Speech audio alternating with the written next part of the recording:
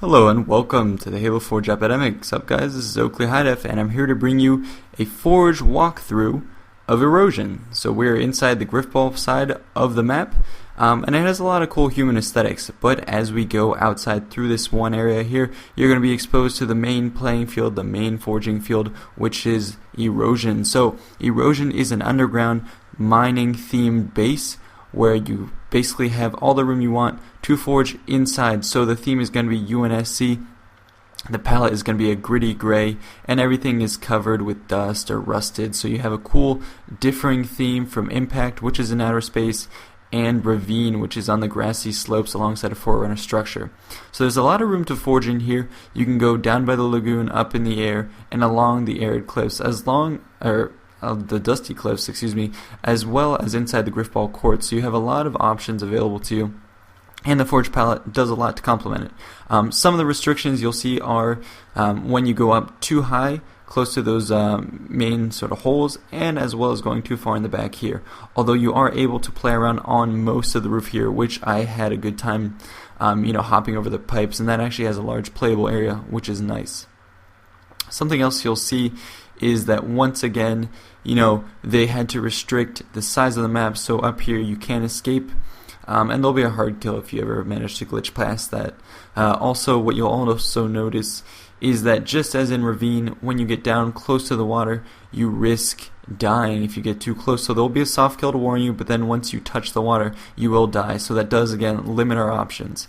What you'll also see is the back of the cave here. The extent of forging is going to be limited by a soft kill. That's just about where these large stalactites are forming.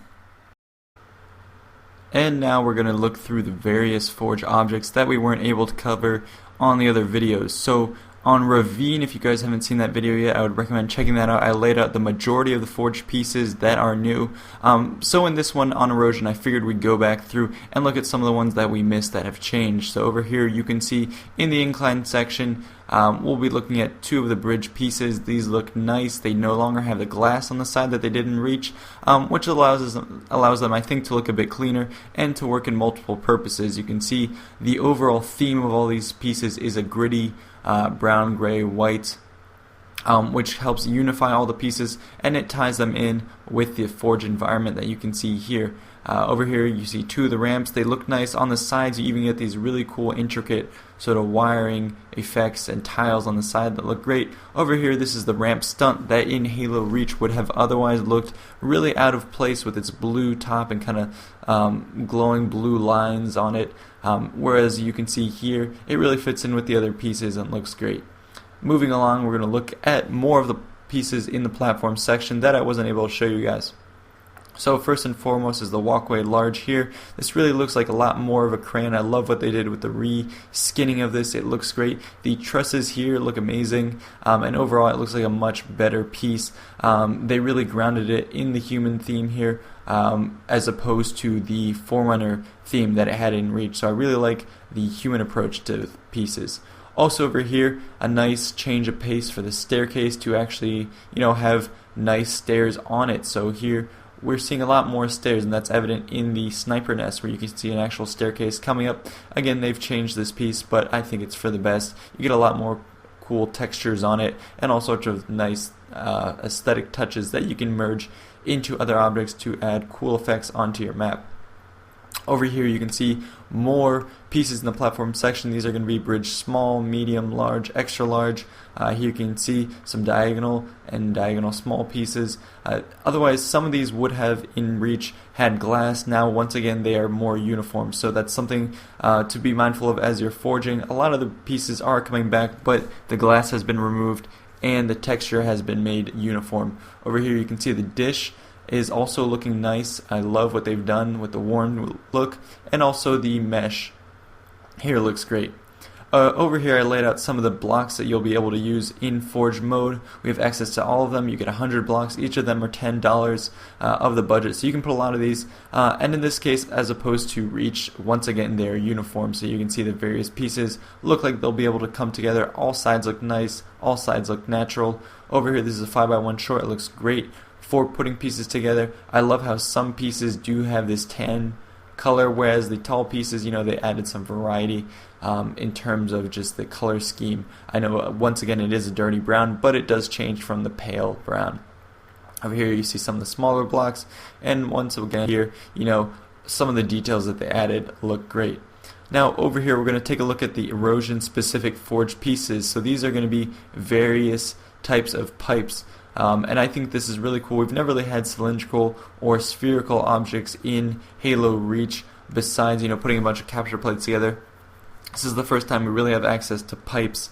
So I think this looks great.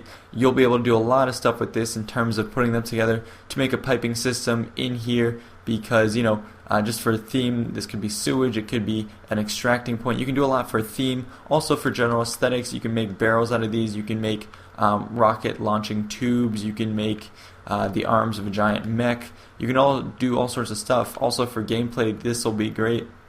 For allowing simpler ways to get around your map, just throw on a slanted pipe. It looks natural and it allows for better player movement. Over here also, this is probably going to be my favorite piece on this map so far. This is called the pipe end.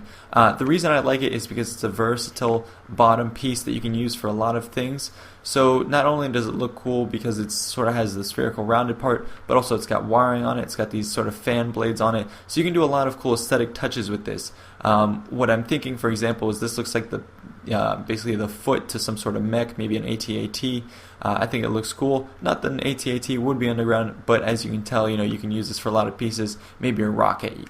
You can also stick it at the bottom of one of these blocks and it looks like a cool, nice looking column. And then over here we're going to go ahead and take a look at the rocks available to us. We have more than were available on Ravine, and once again they've been retextured to fit in with the map and fit in with each other. So guys, if you haven't seen the other videos yet, check out Ravine and check out Impact. Those are the main Forge maps that we decided to cover, and in the future we'll go over specific elements of Forge, such as weapon drops, how to do player traits, how to use the gravity zones, and all that stuff. So thank you for those of you who are just joining us. This is the Halo Forge Epidemic. I'm Oakley HiDef. Make sure to like the video and subscribe. We will be coming out with a lot more Forge tutorials and map reviews in the future. So see you guys. Hope you enjoy Halo 4.